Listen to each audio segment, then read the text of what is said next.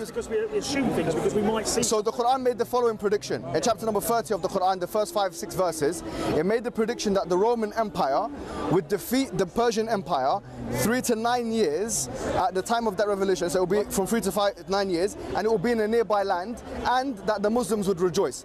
Now, if we have a probability theory... Weak at that time, very weak. Excuse me, my friend, I'm just... sorry, I don't understand. What? Oh, sorry. Muslim was very weak. Oh, yes, at that sorry, time. I thought you were... Yes, yeah. So the Roman Empire was very weak at that time, which was another important point. Now, my point is we have a probability theory, yeah, machine here. We're putting in these 4 variables. Variable number 1, the time period. Variable number 2, the geography. Variable number 3, who will be happy, who will not be happy, because it says the Muslims will rejoice. And variable number 4, if you want to accept this understanding, is who is going to beat who, right? And by the way, there's the 5th variable, because there's some scholars say, and this is a new thing, but some scholars say that even there's a geological variable, because it happened in a part of the earth which was very low in terms of the geology, the geological disposition of that place. Now, all of those 5 things happened exactly the way the Quran said it would happen. Now, I want to tell you something, right? So far, the Roman Empire has collapsed. That's where I got to from you. No, the Roman. What was the other geological? I didn't say it collapsed. I said it was. The Roman Empire was on the brink of collapse. The Roman Empire was on the brink of. The Roman Empire was on the brink of collapse. The Quran predicted that in 3 to 9 years that it would come back and defeat the Persian Sassanid Empire. Yes, and therefore this prophecy, you could say, or this prediction materialized exactly the way the Quran is. Is there any prediction now for modern times then? Absolutely. I like the questions. He's got good questions. I like his questions. But so because you did admit the first question you said was, have you got any predictions? So I said yes, the predictions. You're telling me, and I'm no, fair enough. So now you've asked the secondary question. Into a modern no, I like you at the point. Because this world at the moment is in a very interesting situation. Yes. You have states in the names of religions. Yes. Everything from a Jewish state to Islamic states to Christian states. Yes. In certain places you have atheist states. Yes. We have Stalinist states. Yes. So where does this all fit into the predictions that were made? I like your question, and I'm going to answer your question directly by saying to you that the Prophet Muhammad ﷺ in a hadith that was narrated in the book of Ahmad. Ahmad ibn Hanbal was a hadith person. He said that after me there will be 30 years of Khilafah Rashidiyya, which is the rightly guided caliphs. And we know for a fact from history that there was exactly 30 years of rightly guided caliphs. He predicted this. He said that there will be 30 years, and we know that the 4 caliphs, which are Abu Bakr, Umar, Uthman, Ali, if you add all of their reigns together, it's exactly 30 years. He said after that what will happen is that you have a monarchy. Yes, we're talking here about the context of the Islamic states or Islamic governance. But there has been kings within the Islamic states. So as we know, after the Khilafah Rashidiyya, there was a monarchy. He said after that, there will be and the words I use are like people that are grabbing on in an authoritarian way to power or to the possessions. Mulkan Addan. Yes. Pardon? Is legal in Islam? No, I'm just talking about what it says in the hadith. Prediction. No, because predictions. Predictions, yeah. So after that, yes. So as we know, there was a dictatorship, or there are dictatorships in the Muslim world for the most part. This is a prediction, but you say this is not specific, my friend. I say fine, okay, I agree with you. So the Prophet went even further. What did he say? Otherwise, I predict you're going to get stung. I like it. He said that the Muslims will He said the Muslims will conquer. Talk about the Quran. Yes. He said the Muslims will conquer Misra, Egypt. Yeah. He said the Muslims will conquer the Roman Empire. And he even went further. He said that when you conquer the Roman Empire, yes, he was telling one of the Sahaba, he said you're going to have, yes, the jewels of one of the kings then. So he went so far in his prediction. The Prophet ﷺ, he predicted so many things that, I'm just starting with the geographic and political things, and then we'll go into some more sociological things. He predicted in some riwayat, as in Ibn Kathir's book, Al-Bidayah wal-Nihaya, yes, he said that the Prophet Muhammad ﷺ predicted that the Muslims will go into India, Al-Hind, and he said also Sindh, which is Pakistan. he predicted that the Muslims will be in مشارق الأرض ومغاربها, that they will basically expand eastward and westward. He predicted, and by the way, this is a hadith which is sahih, a prophetic saying which is sound. He predicted furthermore, so these are the things which are predicted by the Prophet. Now I want you to imagine something. Someone who has a very small following of 10, 20, 30 people in his early days is making predictions that Islam will spread to these massive empires and will go into the houses of all of these people. In fact, there's a hadith that says Islam will enter the house of every person. What does that mean? I'll tell you what that means. There's even a hadith that says that there will be like a light in every house and it will be a fitna for the people, which means that it will have a trilling effect. Let me ask you a question. This, the scholars have said, is TV. Is TV. So go ahead. Because I can help you. Thank you. And that's just some of the things. There's so many. Right, forget the religious angle for a minute. Put the human angle. You're a human, I'm a human, right? Put the angle in. So a lot of mind control goes on in humanity. We're designed by our genetic makeup to be very, very good at mind controlling each other in certain ways and arguing and debating like we are now, which is great. No, I think this is more of a discussion, which I like. Yeah, go ahead. The issue for me is that then a prediction or a call to war against those forces? In other words, if all these predictions of Islam will take this, Islam will take that, Islam will take that, whatever, if somebody is clever on a mind controlling literature, writing mind controlling literature at the time, it's almost like a call to arms. It's almost like. No, I like what you're saying. No, it's a good question. I'm on Islam just to say, I'm balanced. Yes. Onward Christian soldiers fighting as to war and the whole thing. So religions have stood up. Yes. And how would you get, like, if you go back? So you're saying if you go back to Henry IV, for example, which I know well from Shakespeare, and it's once more into the breach, dear friends, once more, right? Close the wall up with our English dead. Basically, it was a call to war. But what it is, you could wrap it up by saying, well, one day, we could say one day Britain will have this, and this, right? And it's only almost like we want this, and this. I see your point. So I'm not saying it is, listen, because I wouldn't be able to prove this anyway, either way, because I'm not in that time zone. But that's why I put the doubt of this whole thing, putting the human psyche into religions, not just Islam, religions in general, or control, but religions. If you then move to fascism, if you move to the camps, if you move. By the way, I don't disagree with you. So you see by the way, I think part of what sometimes people will come with a view. By the way, a slightly different way. Why this is. Let me tell you something, right? I like the way you put that, and I'll tell you something. I think a lot of what you're saying is actually true. Not about the call to war, because the call to war, it's not a call to war. How do we know it's not a call to war? Because it was khabar. Well, no, I can see what you're saying, but and by the way, I'll tell you why it would not make sense for it to be a call to war. In addition to having been put in a khabar form, which means it's kind of like a narration of what will happen. It's a predictive form in the Quranic, in the Arabic language. In addition to that, the state of the Muslims at that time was that they were being bombarded, by all of the forces, and they couldn't even, Medina is like it's in Saudi Arabia. They couldn't even hang on to that. I mean, there were times where they were not being able to hang on to that blot of land, right? And so for someone to make predictions in that context of Muslims going here and there would seem a little bit above that person's pay grade, really. Yes. However, yes. But but what I was going to say was that your point is correct. I think you're right to say that religion. Listen, I'll admit to you right now. Religions control people, but it's not just religions that control people, it's human ideologies that control people as well. So me and you both agree. You can't have religion without the human issue. No, fair enough, I accept that. So I don't disagree with you on that. I think that religions do have a part in controlling people, and I think that human ideologies, like even liberalism, funny enough, I mean, don't forget liberalism was spread by the sword. Napoleon was a liberal. The British Empire were liberals. Yes, the Americans are liberals, but they annihilated the native population there. So I don't think I disagree with you that people that have an ideology, could potentially. I mean, this country you're standing in now and having your freedom of speech. Yes. At Hyde Park has come from an ideology. Indeed. The British. Indeed. Based in fact on a Christian. Good point. History, based on. we have a religion here.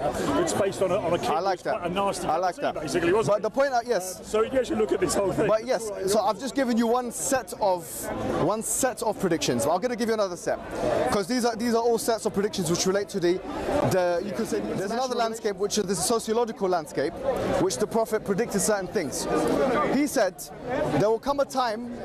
First of all, he predicted the fact that interest or riba will be widespread, which is obviously now the capitalist system is based on riba, on interest, yeah? On money, yeah. Yeah, no, on the fact that you have exploitative interest usury systems. Yeah, because I know in like Islam you have. You're not allowed. Yes. Banks. Yeah, I know. That's right. So that's one. Number two, listen to this interesting prediction.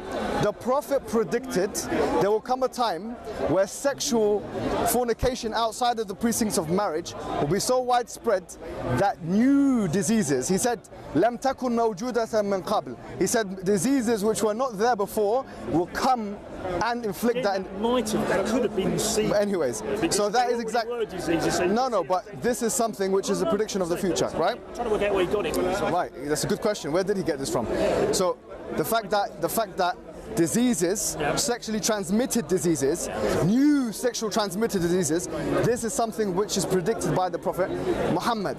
The Prophet Muhammad ﷺ, he also predicted there will come a time where women will change their dress code. Because if you think about the medieval period until now, there was a completely different dress code. Even Christian women were dressed in a certain different way.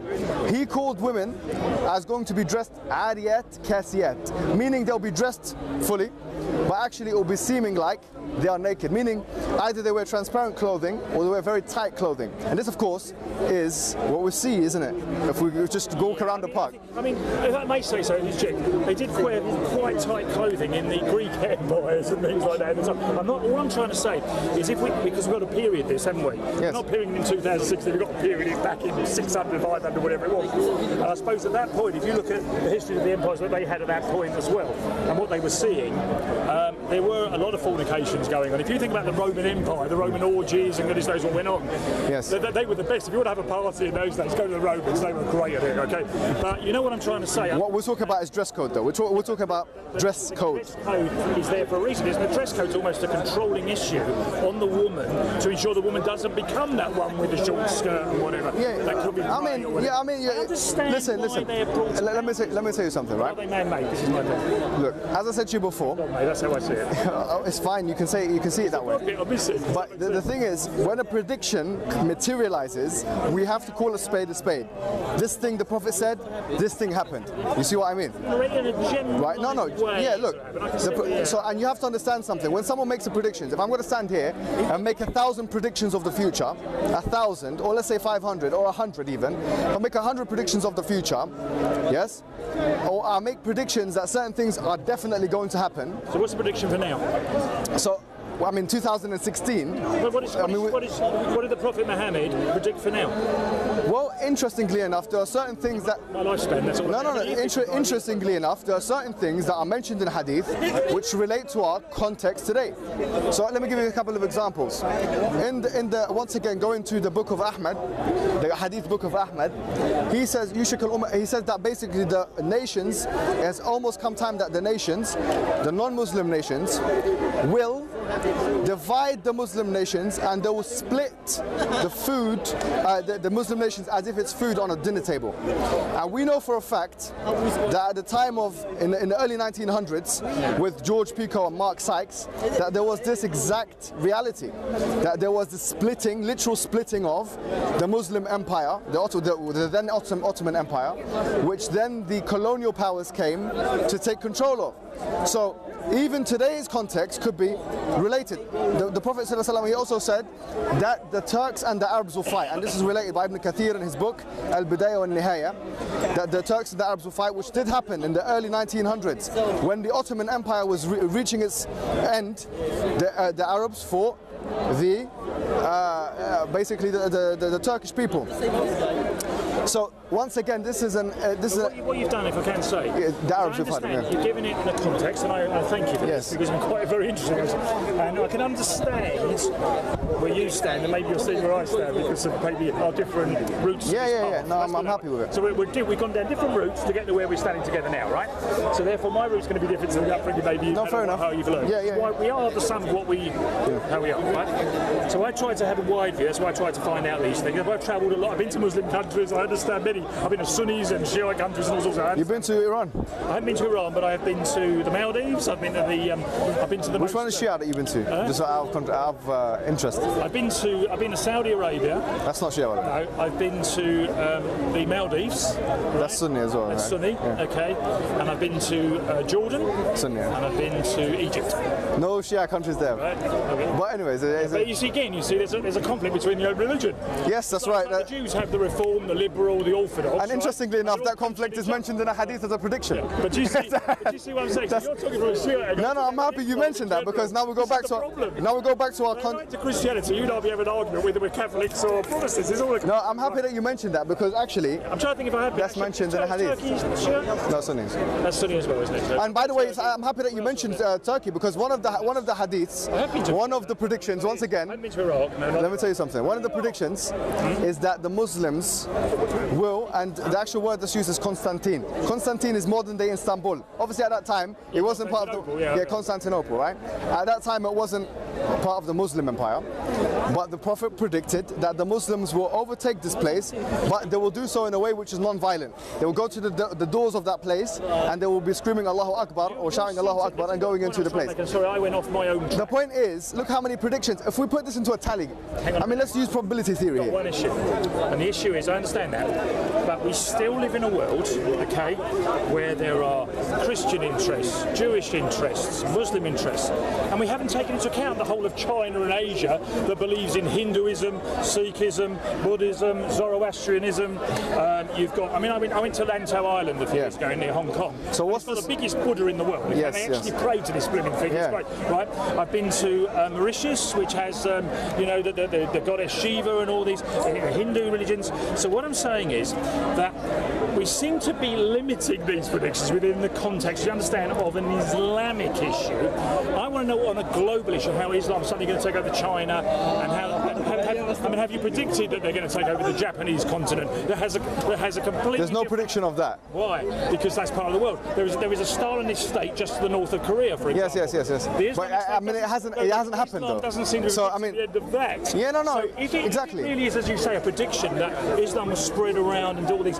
It's not really taking the whole world. It's taking a bit of it. It's not really. Well, I mean, the prediction is specific. That's the whole point of a prediction. Chinese, that's up, you understand what I'm trying at that time, the Chinese are not. At that time, Chinese were 800 million. Part of China was.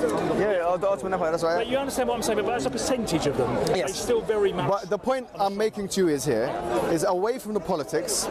I'm saying to you clearly, an evidence of the Islamic message as being a true message is the predictions that the Quran has and that the Prophet has.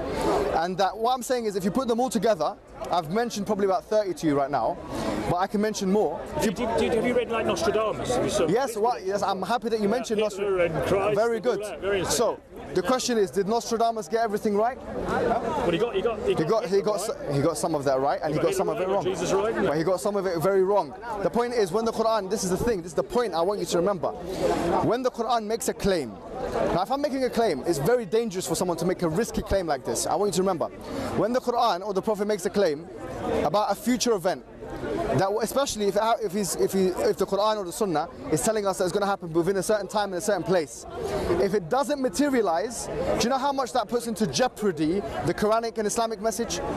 If I said to you right here, look, I mean, sorry to do this, but I'm a magician. I know the future. Look, the next who's playing now? Maybe in the future, I don't know. Like there's no one playing now because the Premiership is not on, is it? The Premiership Cup is it on yet? Is it on? As you speak all right. now, if I say, look, back to Arsenal are playing at the Emirates Stadium. If I said to you, look, Arsenal's going. If I said to you, Arsenal's going to win exactly 5-1, and they're going to and who's going to score? Yeah. Arsenal's going to win 5-1. This person's going to score. That person's going to score in this minute and that minute. That's Paddy Power's problem, isn't it? Paddy Power. Okay, so if I go to William Hill and I say this, my question is, how much money am I going to make? Big money.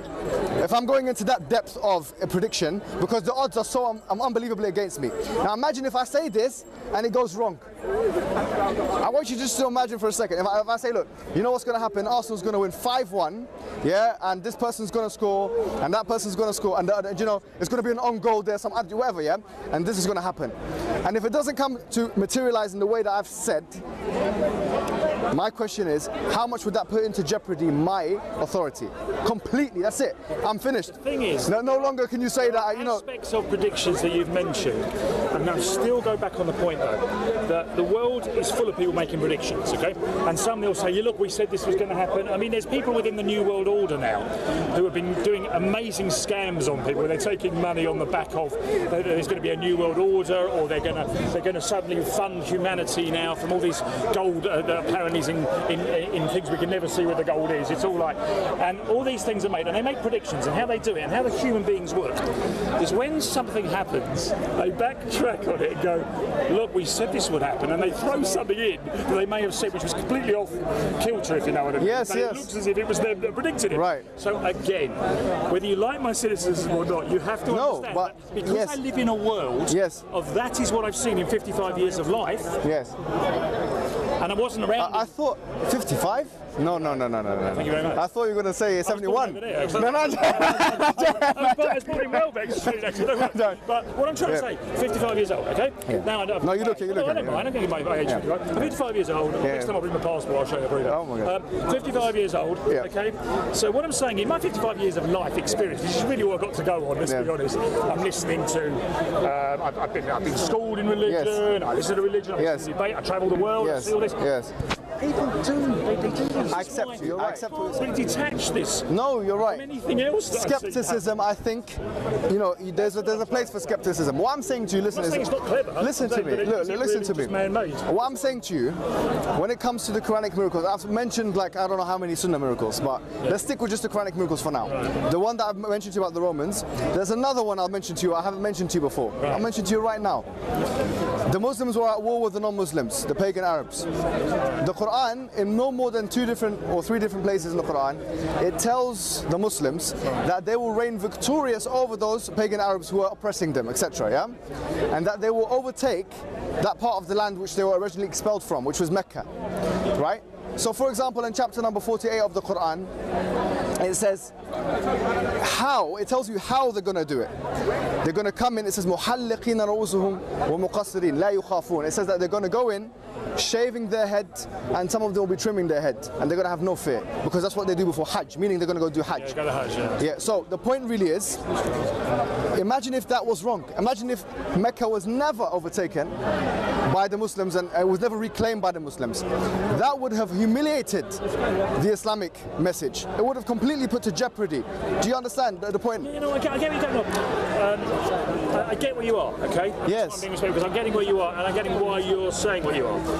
But the thing is that I'm still in the middle. I'll tell you why, because the issue for me... I like it. Now you're still in the middle because before you were there, now you're here. No, when I say I'm in the middle, hang on.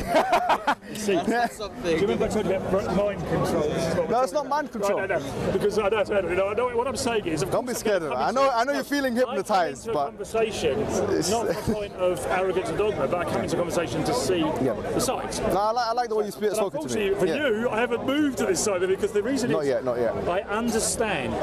Now, what I would do if I'm going to say to the religions in general and also Islam, if I can be complimentary about it, is very clever if it's got all these people to believe in this for all these thousands. Hang on, very clever, great mind games. That's how I see it.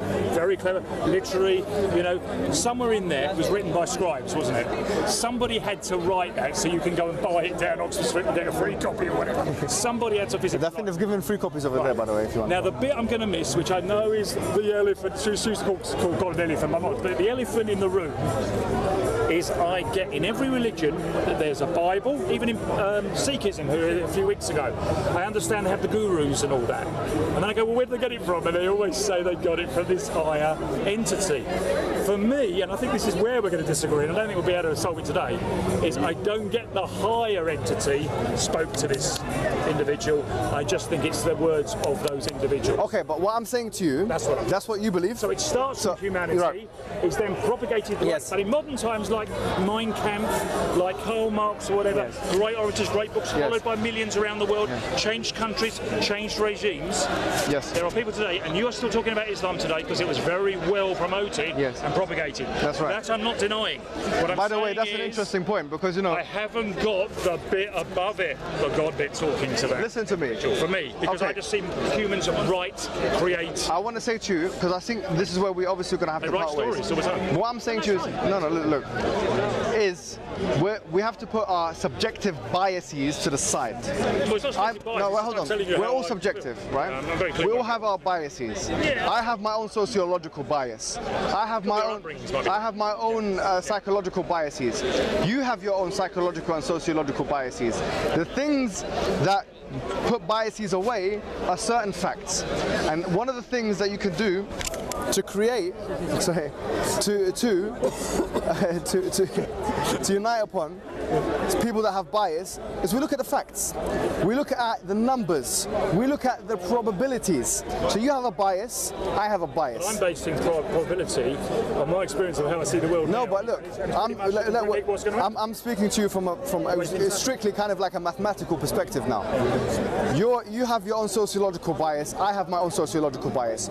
I'm saying where have you got your sociological bias from? From sociology. Your teachers, your parents? Everyone, yes. Right. So you must understand. And so have you, yeah? All of us are like that. With a completely different life history. Indeed, yeah.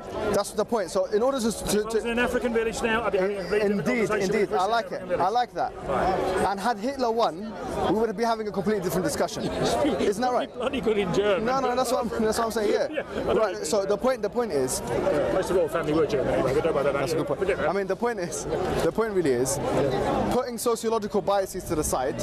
What we do to resolve sociological biases is we don't speak about things that are sociological necessarily, and we try and unpack the probabilistic things, the things which relate to numbers and facts, which is why I said let's put all of these predictions into a machine, a probability machine, and let's look at the numbers.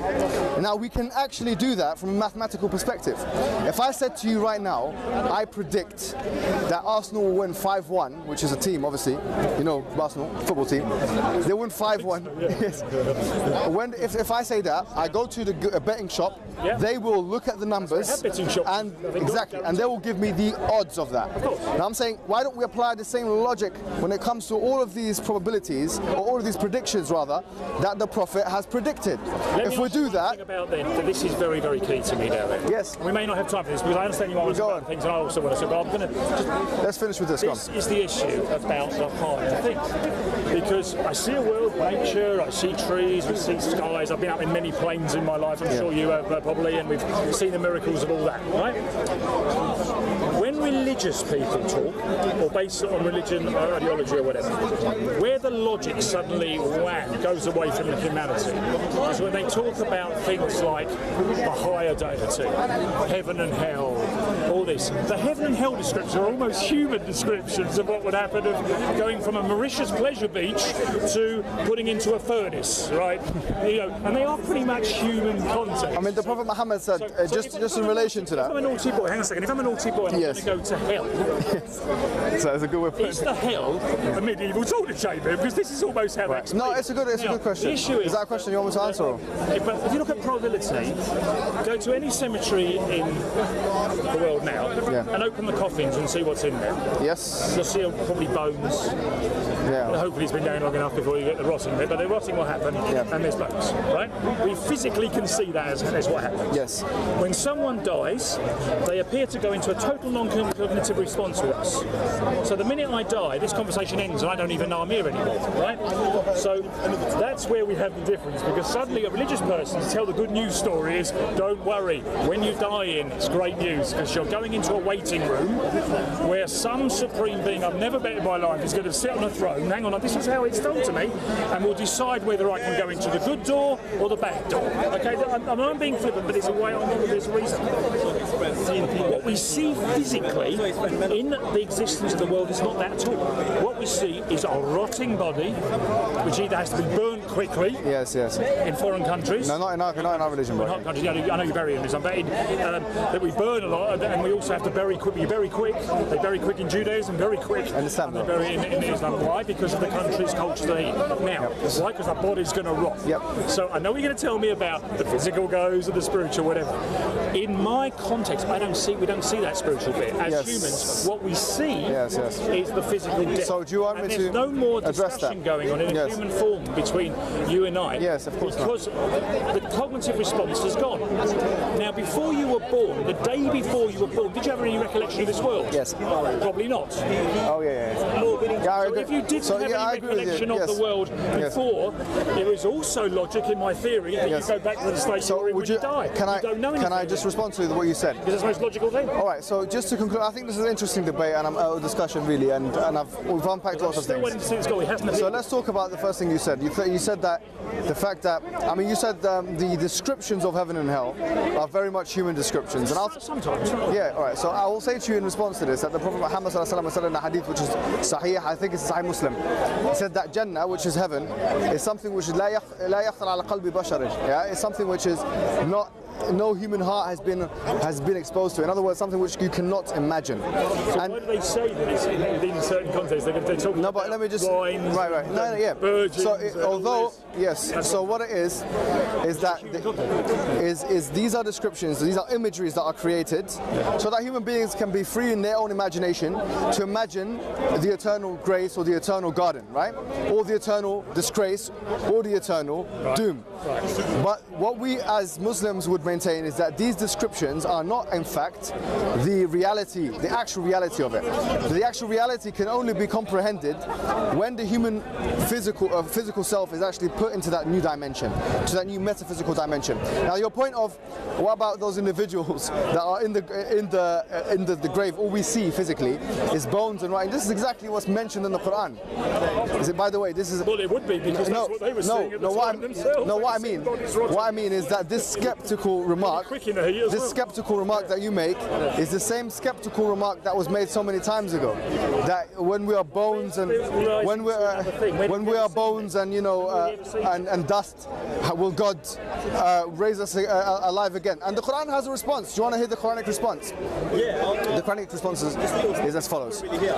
Allah says, قل ينشأكم الذي what is it? قل يبعثكم الذي أنشأكم أول مرة. He is the one who will. He is the one who will come back. Allah.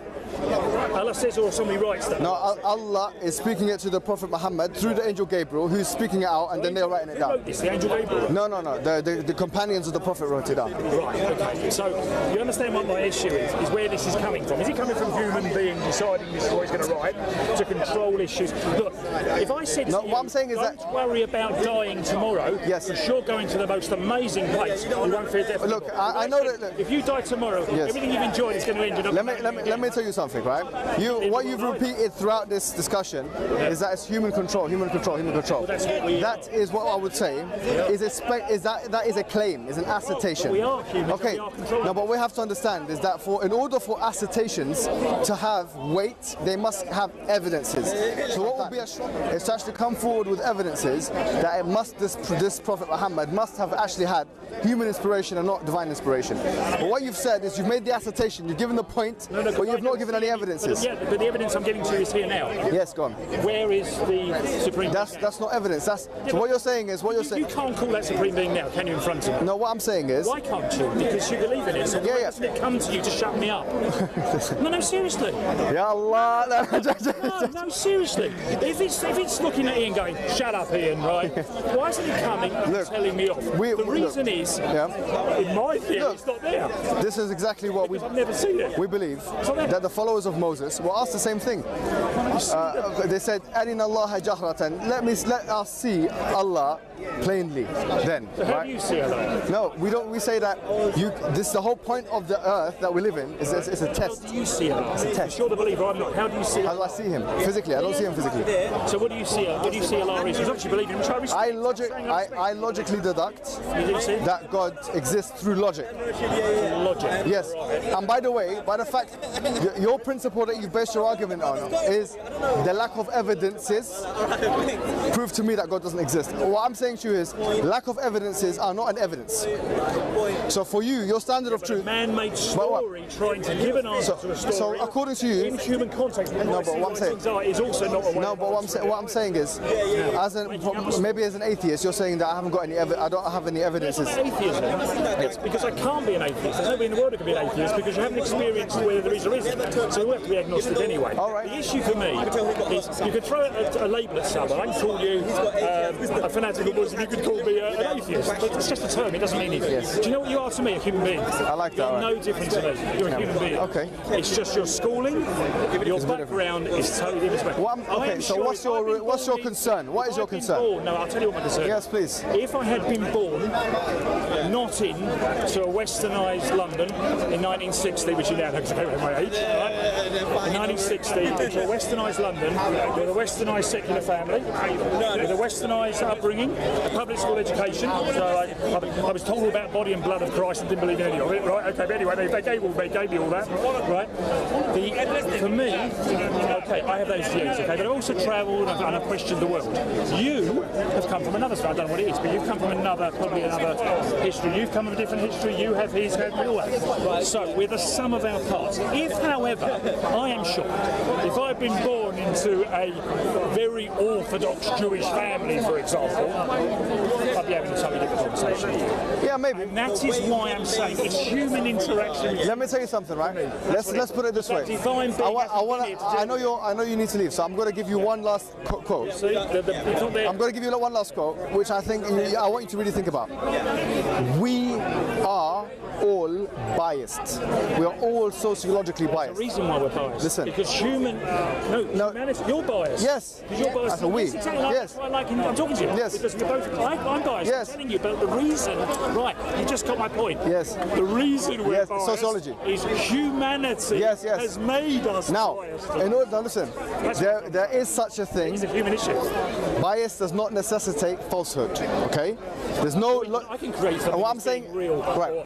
No, but listen, Ian. Yeah. Bias doesn't necessitate falsehood. What we do is we see whose bias is true and whose bias is false. That is why, throughout this conversation with you, having a bias will only know their truth as the truth. No. They won't want the other truth. Listen. Because you've got a bias. No, but hold on. You couldn't believe it. I'm telling you something. You couldn't see my point. Everyone is biased. Everyone is biased. What I'm saying to you is clearly this. It's a human issue. It is a human issue. You're right. Yeah. But what I'm saying is, since we're all biased, what we have to do is we have to rely on evidences and facts. And what I've tried to do in this discussion, whether you accept what I said or not, is I've approached the Quranic miracle and the Islam. Yes, I do. I've approached the Quranic miracle and the Islamic miracle from one angle, which is the miraculous predictions that are predicted. And I personally believe that is an evidence. Now, whether that fits your standard of truth or not is your decision. And I'll say to you, listen, it's been a pleasure talking to you. Very good. And I enjoyed it. Yes, I enjoyed it as well. I enjoyed it. If I can add